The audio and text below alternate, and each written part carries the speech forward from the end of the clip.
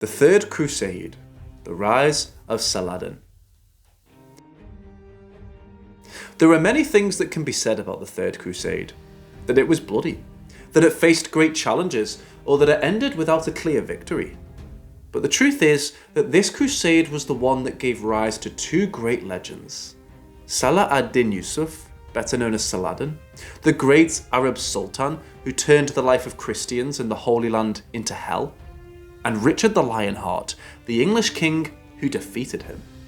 And that is why we're going to tell you about the clash between these two legends. The Siege of Cairo. After the failure of the Second Crusade, Nur ad-Din took control of Damascus, unified Syria, and sent Shirkuh, his most distinguished general, to undertake the conquest of Cairo in 1163.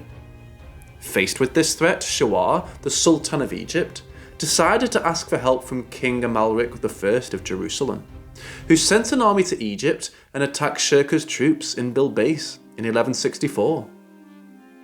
In an attempt to draw the Crusaders away from Egypt, Nur ad-Din took the city of Antioch, sent the scalps of the Christian defenders to Egypt for Shirkuh to display at Bilbais in front of Amalric's men.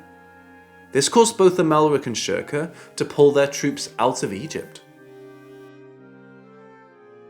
The rise of Saladin. After failing in his first attempt to conquer Egypt, Nur ad-Din decided to try again in 1167 and 1169, finally obtaining victory in his last attempt, after which Shawar was executed for his alliances with the Christians and Shirkuh was appointed Vizier of Egypt.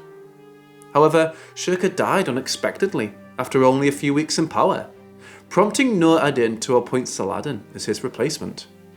Finally, Nur ad-Din died in 1174, leaving the new empire to his 11-year-old son, As-Salih, who was assassinated on Saladin's orders to seize the throne of Egypt and Syria. That same year, Amalric also died, who was succeeded by his 13-year-old son Baldwin IV as King of Jerusalem, who signed an agreement with Saladin to allow free trade between Christian and Islamic territories. Reinald of Châtillon, the Pirate Prince. When Nur ad-Din took the city of Antioch, he captured several Crusader leaders who were held prisoner for years. In 1176, Reinald of Châtillon, the Prince of Antioch, was released by Saladin. This liberation was problematic as Châtillon began to attack caravans crossing the desert, ships crossing the Red Sea, and even trying to conquer Mecca, which led Saladin to send his army to stop the Pirate Prince's forces. After the death of Baldwin IV in 1185, and of a successor Baldwin V the following year, Guy of Lusignan became King of Jerusalem and had to face the problems caused by Châtillon, who had kidnapped several Muslim merchants and had them locked in a dungeon. This kidnapping led Saladin to negotiate their immediate release with Guy de Lusignan, who ordered Châtillon to release the prisoners, which he refused to do. It was his last outrage that led Saladin to attack the Christians and take the city of Tiberias in 1187, capturing with the city the wife of Raymond, one of King Guy's allies. The end of the Pirate Prince. After the conquest of Tiberias, King Guy, on the advice of Châtillon, decided to set out on a march to the east, where Saladin's troops were encamped, and he sent his mounted archers to harass the Christian troops day and night, who suffered heavy casualties from thirst and fatigue.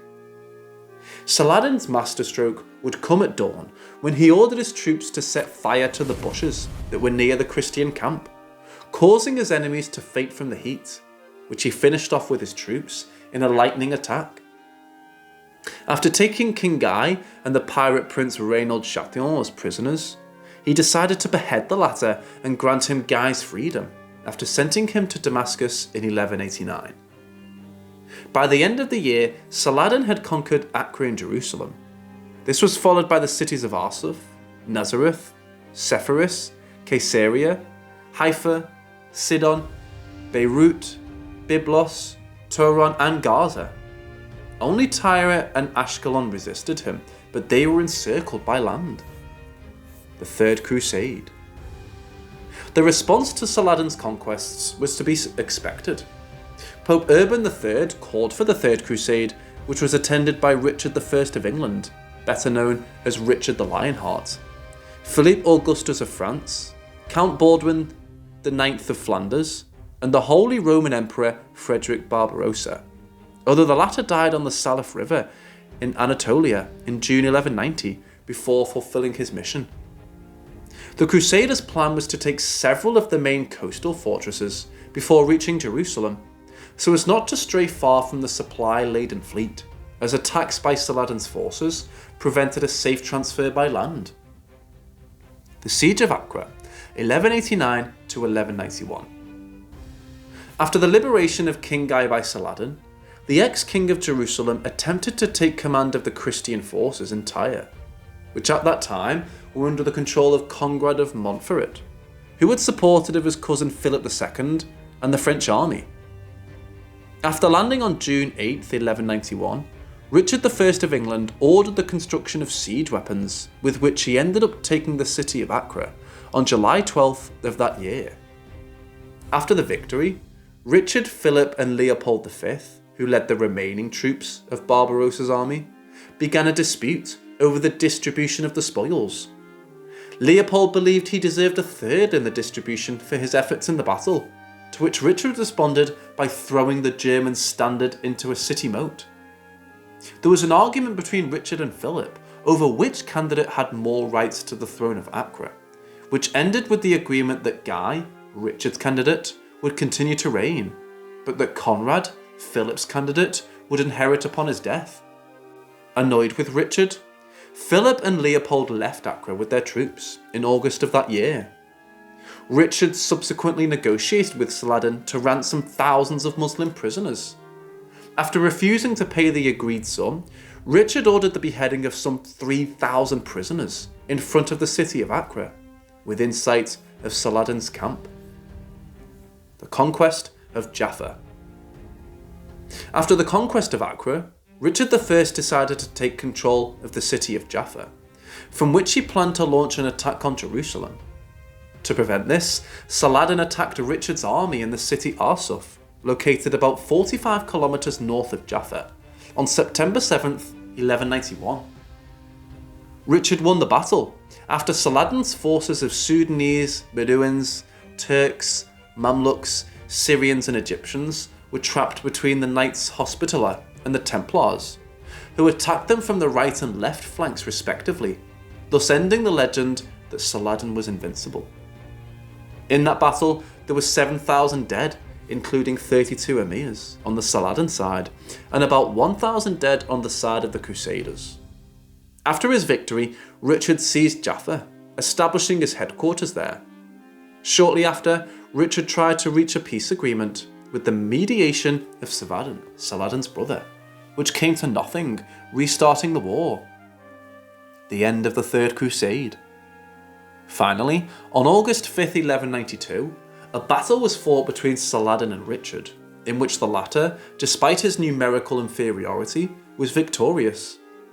After several minor skirmishes, finally, on September 2nd, a peace treaty was reached, according to which Jerusalem would remain under Muslim control, but Christians were granted the right to freely make pilgrimages to Jerusalem. Richard left the Holy Land on October 9th of that year, after having fought for 16 months. Saladin died of typhus in 1193 and was buried in a mausoleum outside the Umayyad Mosque in Damascus, having as his last possession 1 gold coin and 47 silver coins, having distributed the rest of his estate among his subjects. We hope you've enjoyed this third video about the Crusades, and that you will join us in the bloody history of this conflict, which continues in the story of the Fourth Crusade. Don't close the video yet. Before you go, please subscribe and leave us a like if you like the content. It will help us to grow and continue making much more content. Now, without further ado, we say goodbye.